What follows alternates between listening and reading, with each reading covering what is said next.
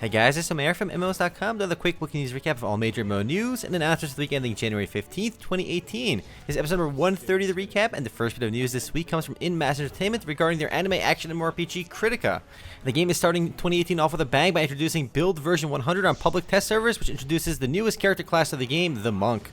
In addition, the game also is adding a new imprint system, which gives players better control over their skills, a new equipment, new evolution for pets, and a new 2v2 PvP mode, as well as a new PvP map. These updates are just for January alone. March has a big update coming as well, including a level cap increase to 70, Second Awakenings, which are a new type of subclass, a new competition system, and much more. No word on when these test server changes are going live on the official servers though, but I suspect it'll happen by the end of the month. Kritika is still doing fairly decent as well. The game averages about 540 or so players online at a given time on Steam alone. While it's not nearly as high as In-Mass's other title closers, they still have a decent player base. Next up, a setback for the upcoming fantasy MMORPG Chronicles of Elyria from Soulbound Studios. This week they announced that they're no longer going to be using Spatial OS to power Chronicles of Elyria, and the reason behind the move was, quote, financial viability, end quote. Apparently solving all the problems that arose during development with Spatial OS would be too pricey. A head honcho behind the game did say that they're developing an in-house solution and development will still press onwards, and while this sounds good, the loss of Spatial OS is definitely a setback for the game, as the game's original Kickstarter stated that Spatial OS was, quote, the fabric that our game is built on, and was touted as being one of the core technologies that would allow the game to achieve scalability. I personally hope the game does come out, but I'm not too optimistic about many of these Kickstarter-funded games, but who knows, this one may actually still happen. They're aiming for a few alpha tests this year with a full release sometime in 2020, and some beta tests in 2019. Next up, in a bit of an odd series of events, Tiger Knight Empire War from NetDragon both shut down and relaunched this week. In fact, the game shut down on January 10th, 2018, only to relaunch the next day on January 11th. While Oasis Games shut it down on Steam, NetDragon, the game's Chinese developer, picked it up and it's back on Steam already. I'm actually glad to see this one survive, as Tiger Knight is a unique free-to-play title. It's a bit like Mountain Blade or Dynasty Warriors. Since relaunching, the game hit a peak about 1,000 or so players and averaged about 650 or so, which definitely isn't too bad. Now that the developer is self-publishing the game too, I suspect that the gap between the Chinese updates and the English updates should be a bit shorter. Besides that, it's the same game. The only difference is that they shortened the name from Tiger Knight Empire War to just Tiger Knight. Up next, Vindictus launched its latest update this last week called Aes Sedai, pronouncing that terribly wrong, which continues the action MMORPG's story, as well as introduces a new raid called the Price of Failure. In addition, Nexon ended German language support for the game, as due to a tiny percentage of players actually utilizing it. As with previous Vindictus updates, there's also a handful of events going on to celebrate the latest update. Vindictus is a bit of an oldie, but still has a decent sized player base. The game averages about 435 or so players on Steam alone, but it has likely much more on Nexon's own launcher, as it was available off Steam for a long time. Next up, with some loot boxes making a lot of headlines lately, Playerunknowns Battlegrounds just released 2 new loot boxes, and they revealed the drop rates for the items within those loot boxes, and boy are they tiny percentages. In fact, in order to get one of the rarest items in the biker crate, it'll take on average 80 years of playing PUBG to unlock, and that's based on getting the max number of loot crates each week, which actually requires countless hours of gameplay every single week because the cost of each loot box ends up doubling each time you buy one.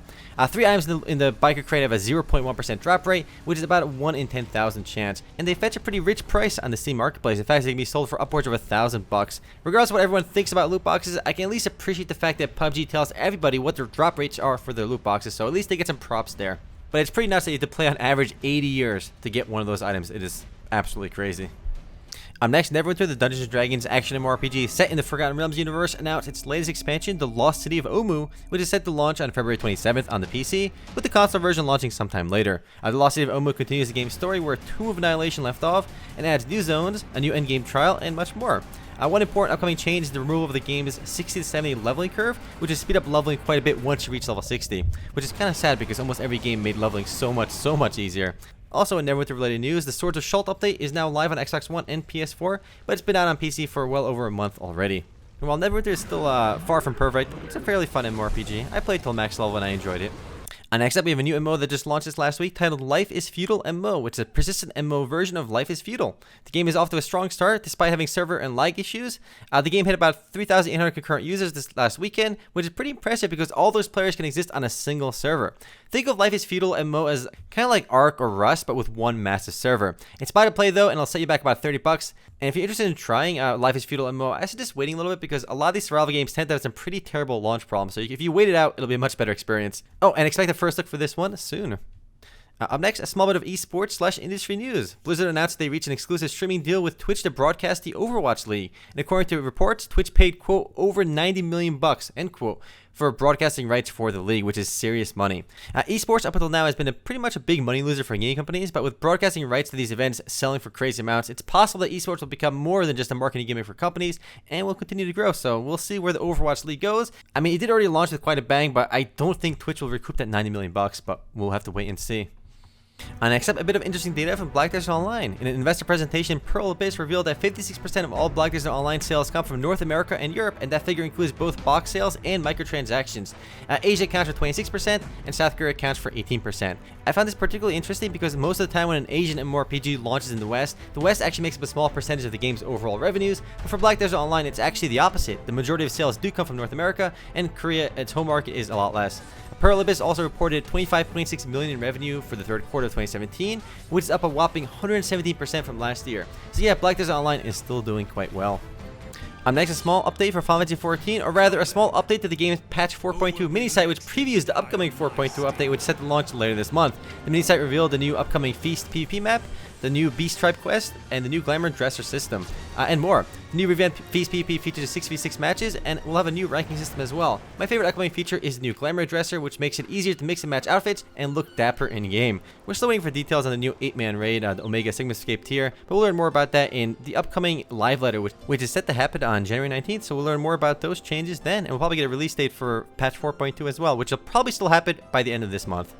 Up next, there was apparently some leaked footage that came out for New World, the upcoming MMORPG being developed by Amazon Game Studios. The video you're seeing in the background is that alleged leaked video, and it does show off some of the game's engine and what the game can do. However, it is running at very low FPS, and it's not any kind of official trailer or anything. It's just some footage that some Reddit user leaked, apparently. And regardless of what you think about the game, I mean, obviously the performance isn't great in this video. It's cool to see some progress being made on it.